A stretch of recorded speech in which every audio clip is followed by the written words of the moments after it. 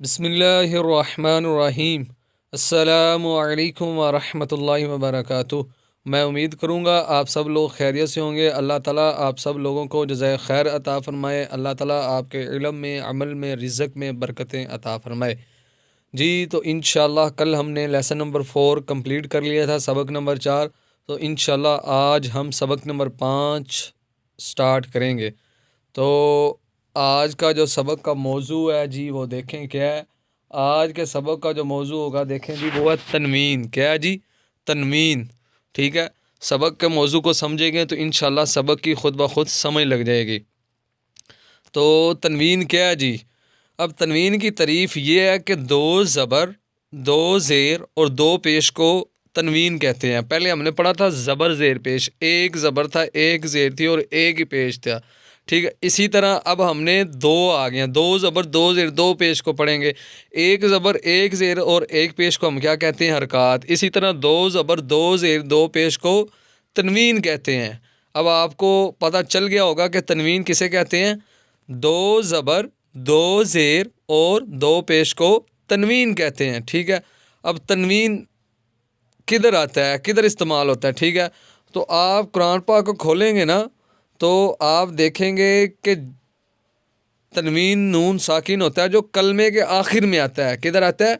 कलमे के आखिर में आता है।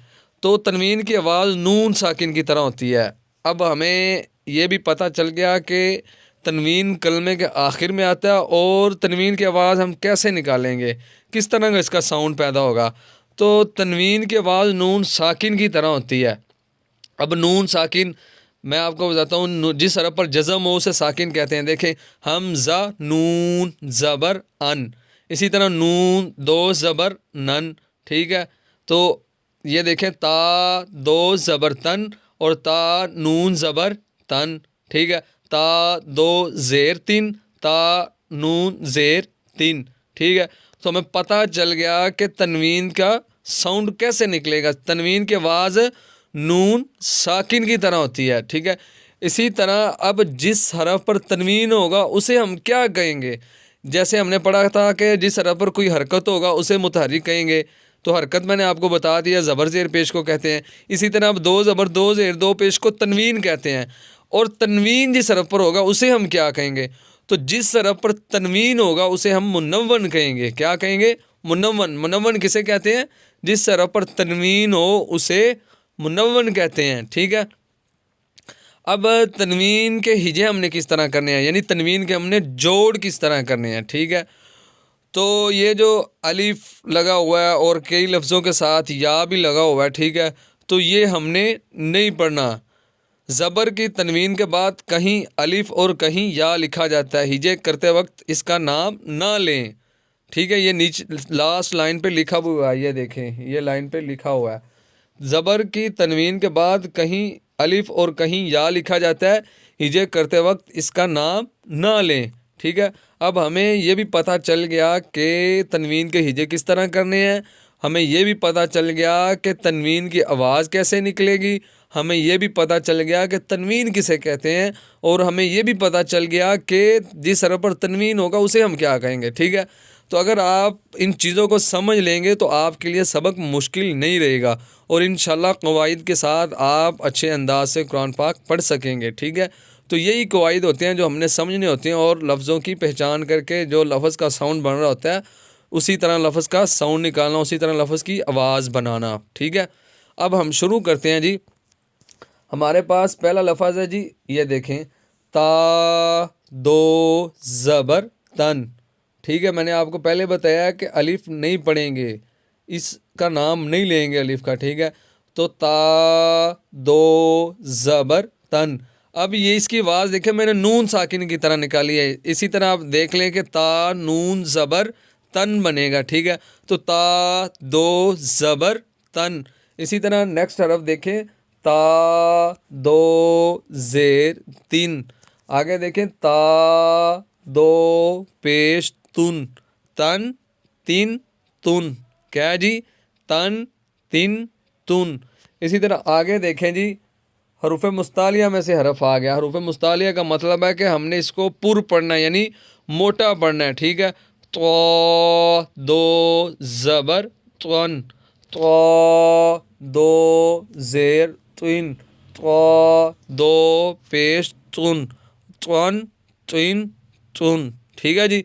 अब इस तख्ती में देखें कि अलिफ बा प्रॉपर तरीके से नहीं लिखी गई, आगे पीछे करके हरफ लिखे गए हैं। तो ये हरूफ करीबुस्सौत होता है। मैंने पीछे वाली तख्ती में, पीछे वाले सबक में आपको बताया भी था कि हरूफ करीबुस्सौत का मतलब है कि मिलती जुलती वाले आवाज़ वाले हरूफ हैं ये। ठीक है, तो हमने वाज़ेह फ़र्क रखना है। देखिए मैंने पहला लफ्ज़ पढ़ा तन तीन तुन, आगे साउंड वही त्वा की बनेगी लेकिन ये मोटा है, तो हमने फ़र्क करना है। ये देखें त्वन त्विन तुन। इसी तरह नीचे वाली लाइन पे आ जाएं तो देखें जा दो ज़बर जन, जा दो ज़ेर जिन, जा दो पेश जुन, जन जिन जुन। जा की वाज़ेह सीटी निकले। ठीक है, मैंने आपको पिछले सारे लेसन जब पढ़ाए हैं मैंने आपको बताता चला गया हूँ सारी चीज़ें। ठीक है, तो अभी फिर मैं रिपीट कर रहा हूँ ताकि किसी को मुश्किल पेश ना आए।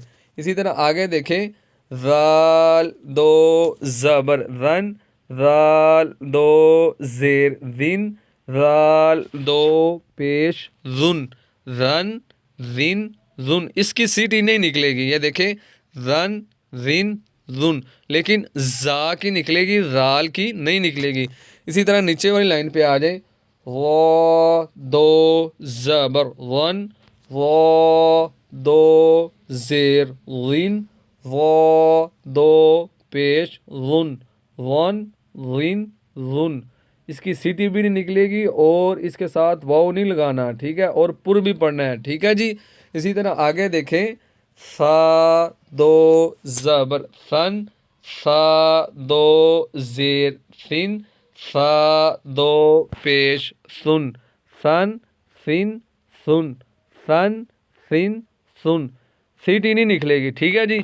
इसी तरह नीचे आ जाए सीन दो ज़बर सन, सीन दो ज़ेर सिन, सीन दो पेश सुन, सन सिन सुन। ठीक है जी। इसी तरह आगे देखें सौद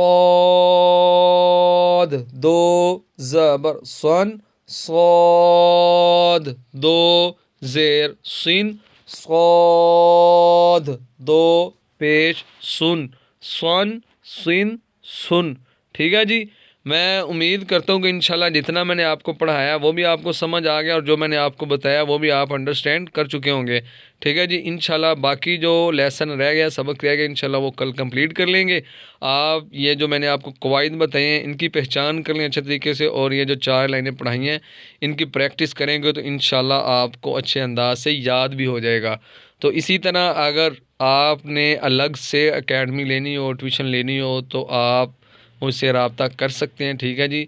तो इंशाल्लाह अज़्ज़ा वजल उसको प्रॉपर टाइम भी दिया जाएगा और इसी तरह जो इस्लाम में चीज़ें ज़रूरी हैं वो भी सिखाई जाएंगी, मसनून दुआएं, और इसके साथ साथ प्रैक्टिकल तरीके भी बताए जाएंगे।